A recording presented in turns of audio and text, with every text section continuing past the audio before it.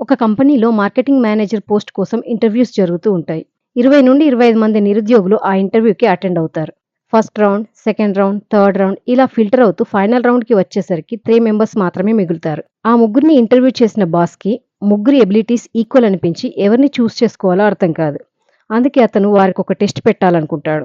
ముగ్గురికి ఒక్కొక్కరికి 50 దువ్వెనలు ఇచ్చి, ఇక్కడికి కొద్ది దూరంలో బౌద్ధ భిక్షుల మఠం ఉంది.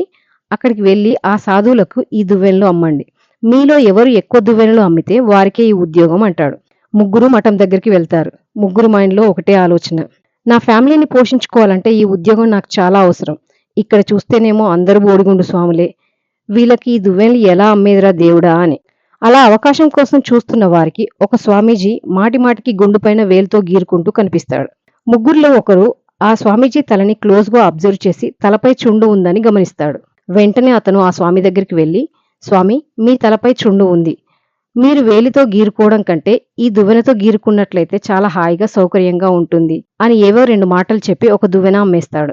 మిగిలిన ఇద్దరు కూడా సరైన అవకాశం కోసం చూస్తూ ఉంటారు. స్వామీజీల ప్రవచనాలు వినడం కోసం చాలా మంది భక్తులు చాలా దూరం నుండి వస్తూ ఉంటారు. ఆ వచ్చిన వాళ్ళందరూ మఠం ముందు ఉన్న వాటర్ ట్యాప్ దగ్గర కాళ్ళు చేతులు కడుక్కొని అక్కడే ఉన్న అద్దంలో జుట్టు సరిచేసుకొని వెళ్తూ ఉంటారు. అది చూసిన ఆ ఇద్దరిలో ఒకడు ఒక స్వామి దగ్గరికి వెళ్లి, "స్వామి, మీ ప్రవచనాలు వినడానికి భక్తులు చాలా దూరం నుండి వస్తున్నారు కదా! వాళ్ళు అలా చెదిరిన జుట్టుతో లోపలికి వెళ్తే ఏం బాగుంటుంది? ఆ అద్దం దగ్గర ఈ దువ్వెన కూడా ఉన్నట్లయితే వాళ్ళు చక్కగా తలదూవుకుంటారు కదా" అంటాడు. ఆ స్వామికి కూడా అది కరెక్టే అనిపిస్తుంది. 2 అద్దాలున్న చోట పెట్టడానికి 2 దువ్వెనలు కొంటాడు. అలా రెండోవాడు 2 దువ్వెనలు అమ్మేస్తాడు. మూడోవాడు నాకీ ఉద్యోగం రావాలంటే కనీసం 3 దువ్వెనలైనా అమ్మాలి. ఏం చేయాలా అని ఆలోచిస్తూ చుట్టూ చూస్తుంటాడు. అక్కడున్న గోడలపైన కొన్ని నీతి సూక్తులు గమనిస్తాడతను. వెంటనే అతనికొక ఆలోచన వస్తుంది. కొన్ని నీతి సూక్తుల్ని ప్రింట్ చేపించి తన దగ్గర ఉన్న దువ్వెనలపై అంటిస్తాడు. ఆ మఠానికి హెడ్ అయిన గురుస్వామిని కలిసి, "స్వామి, భక్తులు ఇక్కడ విన్న ప్రవచనాలు 2-3 రోజుల్లో మర్చిపోతారు. ఈ దువ్వెనలు కనుక వారికిచ్చినట్లయితే వారు దువ్వెన వాడిన ప్రతిసారి ప్రవచనాలు గుర్తు చేసుకుంటారు కదా! ఆలోచించండి" అంటాడు. గురుస్వామికి కూడా ఈ ఐడియా నచ్చి, "నీ దగ్గర ఎన్ని దువ్వెనలున్నాయి?" అంటాడు. "నా దగ్గర 50 ఉన్నాయి స్వామి" అని 50 దువ్వెనలు అమ్మేస్తాడు. నెక్స్ట్ డే ముగ్గురు ఆఫీస్‌కి వెళ్లి బాస్‌ని కలుస్తారు. మొదటివాడు ఒక దువ్వెనని, రెండోవాడు 2, మూడోవాడు 50 అమ్మినామని చెప్తారు. తాను చెప్పినట్టుగా ఆ బాస్ ఎక్కువ దువ్వెనలు అమ్మిన మూడోవాణ్ణి ఆ ఉద్యోగానికి సెలెక్ట్ చేస్తాడు. కానీ అతను, "సారీ సార్, నాకు మార్కెట్ ఎలా తయారు చేయాలో తెలిసింది. ఈ మార్కెటింగ్ మేనేజర్ పోస్ట్ నాకు అవసరం లేదు" అని వెళ్ళిపోతాడు. ఇక్కడ మనం అర్థం చేసుకోవాల్సింది ఏంటంటే, ఒక మనిషి యొక్క అవసరాలే తనకు అవకాశాలని చూపిస్తాయి. అవసరాలు ఎంత బలంగా ఉంటే అవకాశాలు అంత ఎక్కువగా కనిపిస్తాయన్నమాట. హాయ్, హలో అందరికీ నమస్తే. This is Roja and you are watching wealth info creation. ఉద్యోగం మంచిదా? వ్యాపారం మంచిదా? ఇది చాలా మందిని కన్‌ఫ్యూజ్ చేసే, చాలా ఈజీ అనిపించే very difficult question. Safe and సెక్యూర్‌గా ఉంటుంది కాబట్టి ఉద్యోగమే బెస్ట్ అని కొంతమంది అభిప్రాయం. ఏం ఉద్యోగంరా బాబు! ఎదుగు బొదుగు లేని జీవితాలు. గొర్రె తోక బెత్తడే అన్నట్టు చాలీ చాలని జీతంతో బ్రతకాలి. చిన్నదో పెద్దదో మన వ్యాపారం మనకుంటేనే బెస్ట్ అని కొంతమంది అభిప్రాయం. మీ ఓటెటు మరి? ఉపాధికా? స్వయం ఉపాధికా? ప్రతి దానిలోనూ లాభాలు, నష్టాలు ఉంటాయి. కాబట్టి మంచి నిర్ణయాలు తీసుకోవడం కష్టం. మీరు కూడా అయోమయంలో ఉండి సరైన నిర్ణయం తీసుకోలేకపోతే ఈ వీడియో మీకోసమే. అసలు ఉద్యోగం అంటే ఏంటి? ఉద్యోగం అంటే మీకంటే ఉన్నతమైన వ్యక్తి మీకు పనులు అప్పగించి, మీ పనితీరును అంచనా వేసి మీకు జీతాన్ని నిర్దేశిస్తాడు. మరి వ్యాపారం అంటే మీరే యజమానిగా ఉండి ప్రధాన నిర్ణయాలు తీసుకోవాల్సి ఉంటుంది. కనుక ఎక్కువ బాధ్యతలుంటాయి. మీరు ఇంకొకరికి పని అప్పగిస్తారు కాబట్టి మీరే బాస్. ఇప్పుడు ఉద్యోగం మరియు వ్యాపారాన్ని కొన్ని అంశాల ద్వారా పోల్చి చూద్దాం. దాన్ని బట్టి మీకు ఏది మంచిదో మీరే నిర్ణయించుకోండి. నంబర్ 1, ప్రమాదం. ఉద్యోగంలో ఉండడం కంటే వ్యాపారాన్ని నడపడం చాలా పెద్ద పని. 9-5 వర్క్ చేసే ఒక ఉద్యోగి 5 గంటలకు తన కంపెనీ నుండి బయటకు వచ్చిన తర్వాత 5 గంటల 1 నిమిషానికి ఆ కంపెనీ ఎంత ప్రమాదంలో ఉన్నా తనకి నష్టం ఉండదు. మరుసటి రోజే అతను కొత్త ఉద్యోగానికి ప్రయత్నాలు చేస్తాడు. కానీ కంపెనీ యజమాని కోల్పోయినంత ఈజీగా కొత్త వ్యాపారాన్ని స్టార్ట్ చేయలేడు. ఇక్కడ వ్యాపారం కంటే ఉద్యోగమే ఉత్తమం. నంబర్ 2, డబ్బు. వ్యాపార యజమానిగా మీరు ఎంతో వేగంగా డబ్బు సంపాదించవచ్చు. కానీ ఉద్యోగంలో మీరు ఎంత మంచి పనివారైనా నెక్స్ట్ ఇంక్రిమెంట్ కోసం వెయిట్ చేయాల్సిందే.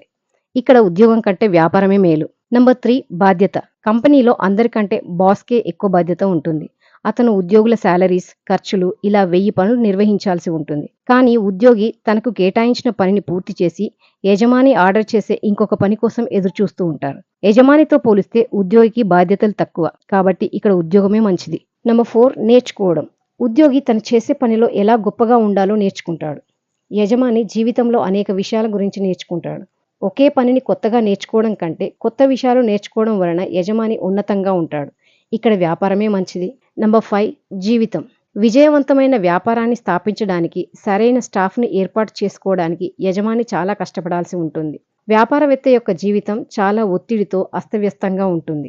ఉద్యోగి సాధారణంగా వ్యాపార యజమానితో పోలిస్తే మెరుగైన జీవితాన్ని కలిగి ఉంటాడు.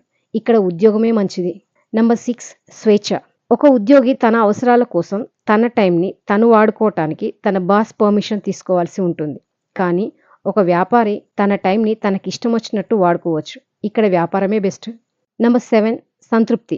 అధ్యయనాల ప్రకారం 80% ఉద్యోగులు తను చేస్తున్న ఉద్యోగం పట్ల సంతృప్తిగా లేరని పేర్కొన్నారు. తనకు నచ్చిన పని ఎంచుకోవడం వల్ల వ్యాపార యజమాని తను చేసే పనిలో సంతృప్తిగా ఉంటాడు. ఇక్కడ ఉద్యోగం కంటే వ్యాపారమే మేలు. నంబర్ 8 వారసత్వం. ఒక ఉద్యోగికి 35 నుండి 40 సంవత్సరాల సర్వీస్ ఉన్నా సరే తన కొడుకు మళ్ళీ మొదటి మెట్టు నుండే జీవితాన్ని ప్రారంభించాలి. కానీ ఒక వ్యాపారస్తుడు 100 మెట్లెక్కితే తన కొడుకు 101 మెట్టు నుండి జీవితాన్ని ప్రారంభించవచ్చు.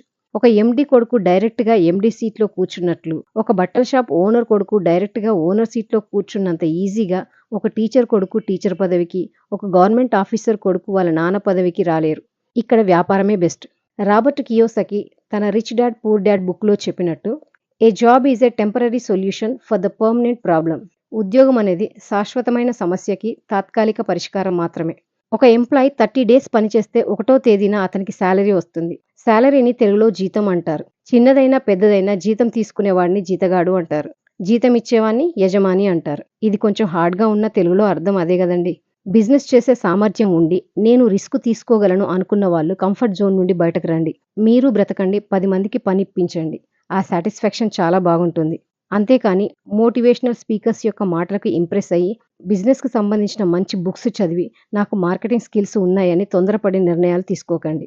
రేపేదైనా ప్రాబ్లమ్ వస్తే మోటివేషనల్ స్పీకర్స్ గానీ, బుక్ రాసిన ఆథర్స్ గానీ ఎవరూ మీ పక్కనుండరు. సబ్కా సునో అప్నా కరో. అందరి సలహాలు వినండి, నిర్ణయం మాత్రం మీరే తీసుకోండి. ఇక ఉద్యోగుల విషయానికొస్తే నేను ఇంతకుముందు వీడియోలో చెప్పాను, మళ్ళీ చెప్తున్నాను. ఒకే సోర్స్ ఆఫ్ ఇన్‌కమ్‌తో ఉండకండి. మీ కెపాసిటీని బట్టి multi source of incomes produce చేసుకోండి. ఇది మీకు చాలా ఉపయోగకరంగా ఉంటుంది. So, this is the video of today's. ఉద్యోగమా? వ్యాపారమా? అనే అంశంపై కొంచెం క్లారిటీ ఇచ్చాననే అనుకుంటున్నాను.